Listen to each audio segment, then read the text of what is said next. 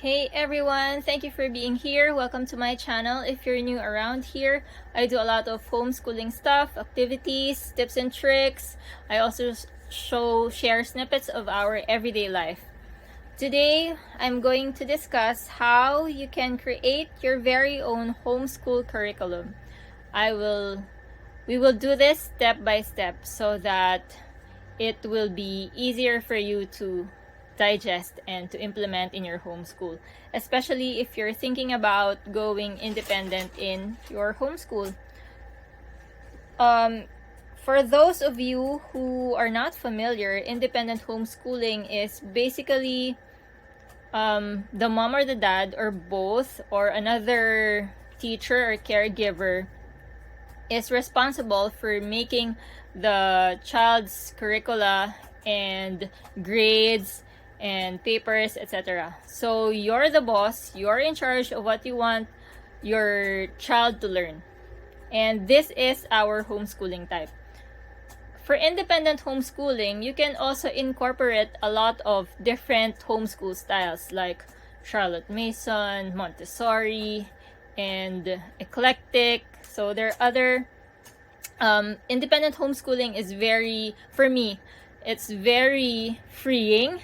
It's very good for us because I can incorporate different styles into our everyday learning. I'm not tied down to just one style or one style of teaching, one style of learning, or just a set of books from one institution or for one person. I can get resources from anywhere. Okay, let's begin. The first thing that you want to do is to determine your homeschool goal or your mission.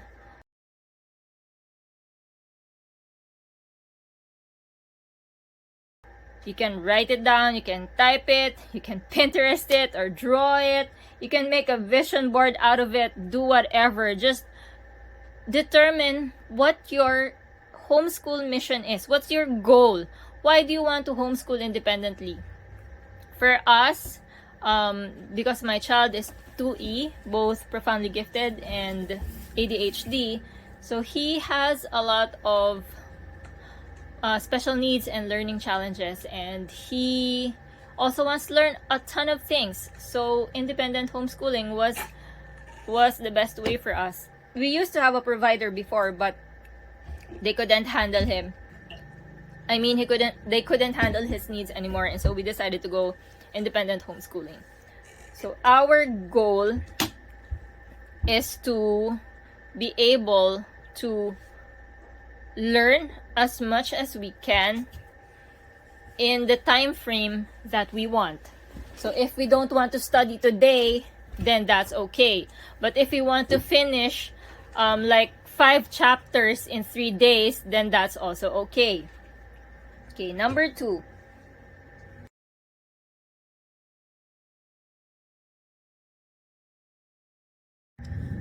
Determine your learning style and your child's or your kid's learning styles. Why do you need to determine your own learning style? Because in homeschooling, you as the teacher should also study. You also need to learn a lot of things because there are a lot of things that we've studied before when we were kids that we don't know anymore now that we're adults. So for me, I learn something every day and I still study. Sometimes before teaching a lesson, I have to study, I have to review, I have to remember the things that I've learned. So if you know your learning style, it will be easier for you. For example, for me, I like to read compared to like watching videos because I find reading faster because my time is very precious and I have very limited time for each activity in a day. So I prefer to do things quickly, and so reading is my medium. But for my child, he's a visual kinesthetic learner, and so, oh, by the way, just a side note, I have read one article that says learning styles are not true, that it's a bunch of garbage. Well, that's the author's opinion, but my opinion is each child, each person has his or her own learning style. And for because that's based on my experience. That's what I see in my child. That's what I see in myself. I don't want to listen to something. I don't want to sit down and listen to a lecture. I'll get bored. I want to do some things on my own, but I also do understand that there are some things that I have to sit down for and listen to. But if I had my way, I would just read everything. Just give me the lesson, I will read it. That's my learning style. So determine your learning style and your students' learning style, because you will use this further on in your homeschooling, in your curriculum planning.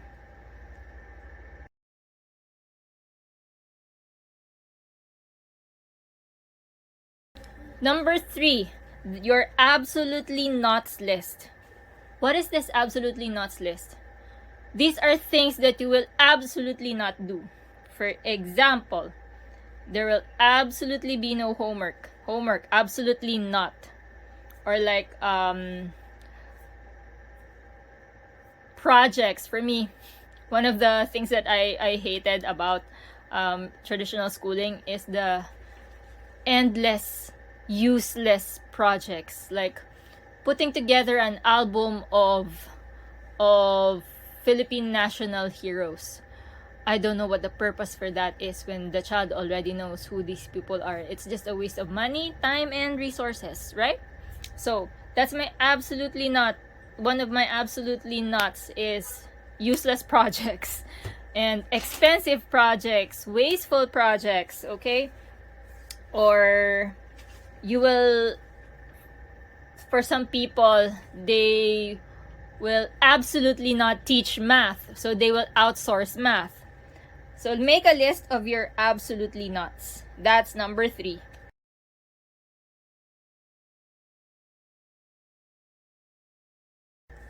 Number 4, determine your subjects. For some parents, they want to cram a lot of as many subjects as they can in one day. I'm probably one of those parents, but within reason, because I always ask my child if he wants to tackle this subject, or if he wants to discuss this topic, and if he doesn't like it, then we will not do it, okay?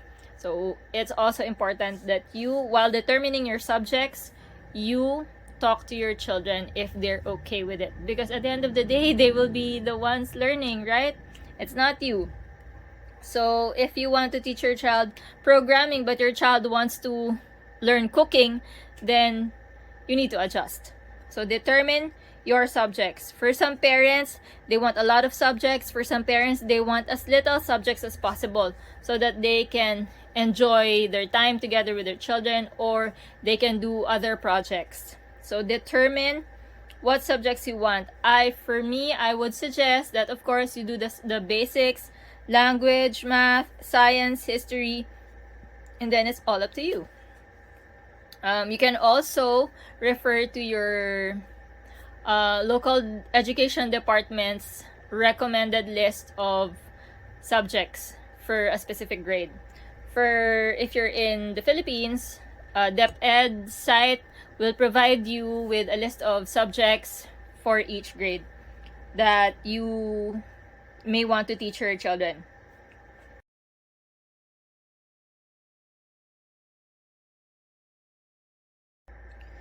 Next in our list is list down the topics for each subject. Okay, now we are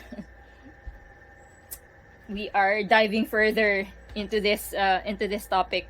So for each subject, for example, I'll give you the easiest one, because we always do this: unit studies. Our unit studies are based on the series of books called The Magic Tree House. So we have a lot of these. Actually, we've been doing them for years.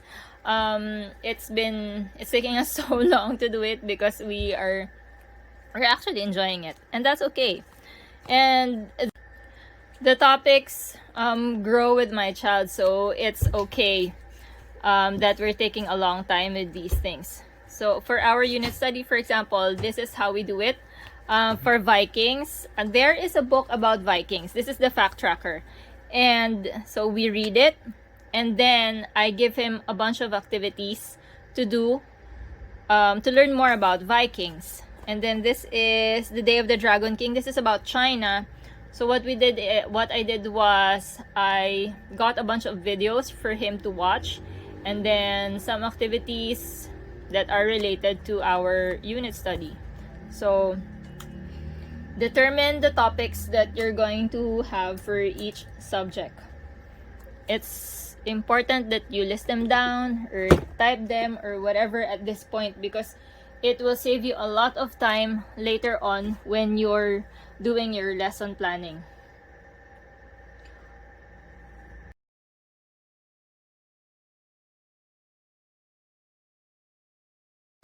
Next is determine how long you want to homeschool and or your daily or weekly schedules. For us, we homeschool the whole year round. We don't get breaks because we take a break whenever we want to. If we don't want to homeschool for a week, then we will not homeschool for a week. That's the beauty of independent homeschooling. We are our own bosses, our own principals. So if you're like going to homeschool for 6 months or 9 months, then you have to break down your topics according to those months. And you should also determine your daily or your weekly schedule. Are you going to homeschool for 4 hours a day, 6 hours a day, 9 hours a day? For us, we homeschool from probably afternoon up to the early evening because my son gets up late. And that's also another plus for homeschoolers, because they don't have to wake up very, very early in order to get ready to go to school, because children need around 10 to 14 hours of sleep depending on their ages. For homeschool kids, school age kids, they typically need 8 to 10 hours of sleep. And if they have to wake up so early, then their brains are not developing right, their bodies are not developing right. You can argue that they can sleep earlier or they can sleep early at night, but I don't believe that's the case for everybody, because there's so many things to do. There are so many distractions today, especially with gadgets and internet and Netflix and stuff like that. It's very hard to maintain an early sleeping schedule. So we homeschool whenever my son is ready to homeschool. Okay, and that is our schedule. As long as we finish all of the required tasks for the day, then we're happy.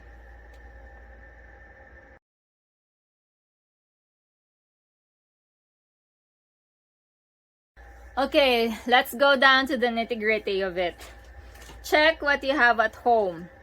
Your books, your materials, etc. So for us, we have a big library, because early on, even when I was pregnant with my son, I knew that I wanted to homeschool. And so whenever there were book sales, toy sales, I would go to them and I would collect materials for our homeschooling. So I have a lot already when my child was ready for the formal homeschooling. While you're getting your materials, start writing them down. For example, for science. So if you have like a science encyclopedia, you put it down under science already. And then if you have your chemistry kits from back when you were a child or from when you were studying, then you need to list that down. List down everything, all of the materials, all of the books that you see that you know are going to be helpful in your homeschool.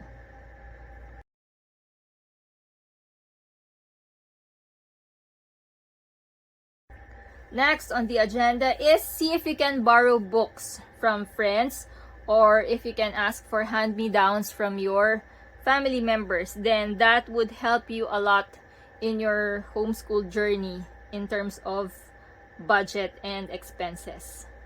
And then it's also a good idea if you already have an idea of what the things that you're going to teach, the things that you're going to learn about, because you can ask for specific books or materials from friends and family.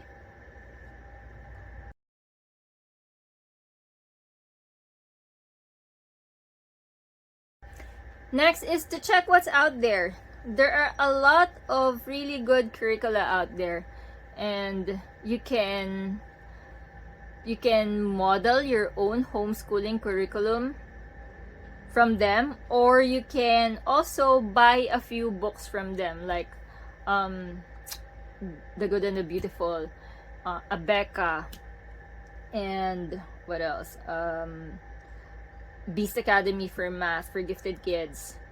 And you can also use free resources such as Khan Academy. And you can use actually the books as your curriculum. For example, we do American and British literature. So we have the whole set of the Laura Ingalls Wilder books. And we can use that as our American literature curriculum. That's it. All of these books. And then we will just have, and then I'll just assign reports, oral and written reports. And then we already have a curriculum. That's it. Or you can do some maybe quizzes based on the books. And then here's another thing. I bought this Hans Christian Andersen collection of books from Karataiki. You can see my unboxing video I'll put the link below so that you'll be able to watch that. They have a lot of very good books for your homeschool. So this can be your whole curriculum. Then you can have also the British authors, and then that can be your homeschool curriculum. And for Charlotte Mason homeschoolers, they use a lot of living books as their curriculum. You don't really have to be a good writer, you don't have to be a teacher. You can just get what's already out there and make it yours.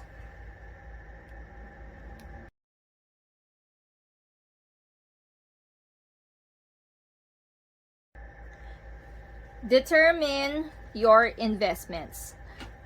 The number one is, of course, gadgets. Do you need a laptop?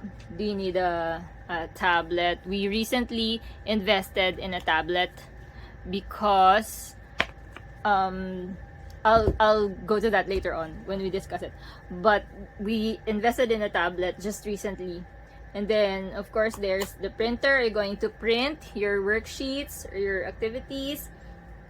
And then what books you need to buy, how many books you need to buy, and then the materials that you're going to need for teaching, and your organization stuff, and your whiteboards, dry erase markers, erasers, and the supplies of your kids, coloring supplies, art supplies, pencils, pens, etc.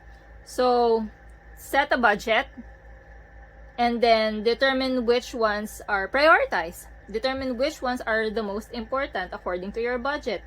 Because for some people, they're happy with downloadables, free downloadables, or free ebooks.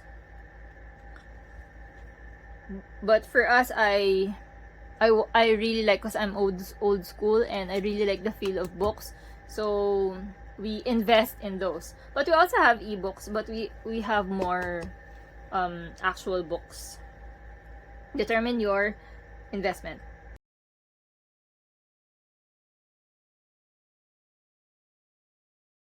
Alright, now that you have all of those things, you have determined your subjects, you have now your investments, you need to tackle your subjects one by one. For example, science. Outline the topics that you want to discuss or that you want to have, and then you need to list down your activities for each one, the materials that you're gonna need, and your timeline, hopefully, if you can. Because for us, timeline is a vague, it's a vague notion for us. For example, you can use this, excuse me, you can use a science book, this encyclopedia. So, these are the contents. And this can already be your topics for the whole year, right? And then all you need to do is go through each one. If, for example, if you're talking about space, then I would say, it depends on the age, of course. I would say that you can have a space puzzle, you can have a model replica of the solar system or the moon or the sun. You can use materials such as Play-Doh. And for older kids, of course, some may need a microscope and other lab equipment. It's up to you. It's up to you what you want. So that will help you a lot. This type of planning will help you a lot later on for when you do your lesson plan. So tackle your subjects one by one. Outline the topics that you want to teach for each one. And then list down all of your resources, reference books, materials, etc.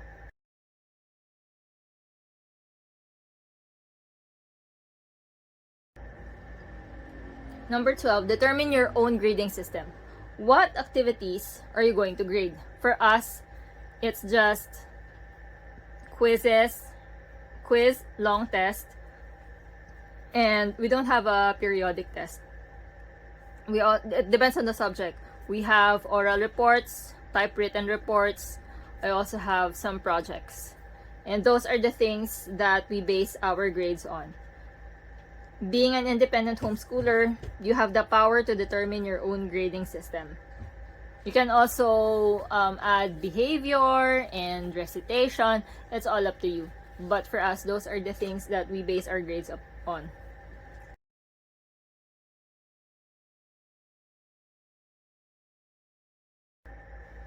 Next is make it fun. So include fun activities. You can make a playlist of your homeschool playlist. Like this is your background music whenever you're studying, or you can make a playlist of songs that you will sing while homeschooling. This is especially great for little kids. And then make a list of the movies, the shows, the videos that you want to watch when you're learning about a specific topic. You can also plan outings and field trips, like when you're talking about sea creatures, then you can go to Ocean Park, stuff like that. But you know, Ocean Park is zoos, and ocean parks are a big subject of controversy for us, but that is an example. Okay, so for example, you're learning life skills. So take your child to the grocery store and talk to your child about grocery shopping, budgeting, meal planning. Talk to them about math and fractions, stuff like that. So make your homeschooling fun, and be sure to add it in your plan.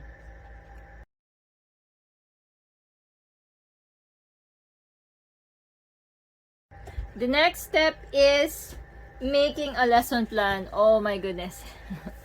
This is probably the hardest thing to do when you're independently homeschooling.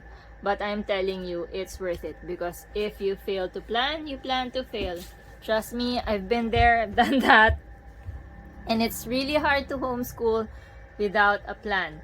Now, it's not like, because I know for teachers, I don't know if it still happens now, because before, when I was in grade school, the teachers wrote down a lesson plan every day, and then some of my teachers even decorated their lesson plans. They're like they're like the original bujowers and planner design artists. So I would see their lesson plans excuse me, and then I asked one of my teachers, why do they need to do it every day when they already know the topics that they're gonna teach, because they've been teaching it for years every day, right? And they said that one of them said that the principal checks it. What? So they're like, I'm like, so they're like students. The teachers check our notebooks, and then the principal checks their lesson plans. So, but I think it's for them to be organized and for them to have, you know, a concrete plan. And that's the same for us as homeschooling parents. We need also to make a plan. I'm going to show you what we did before, because I told you I'm old school, and I also like planner design, wood drawing, stuff like that. So this is our old lesson plan. See, I used to see it's evolving. It used to be just like this. There's the subject, and then there's the topic, and then what we're going to do for each topic, or the things that I need to discuss for each topic. And then for some days I'm feeling masipag, industrious, so I wrote down like phonics, and then this is for science, articles, language. So you can, the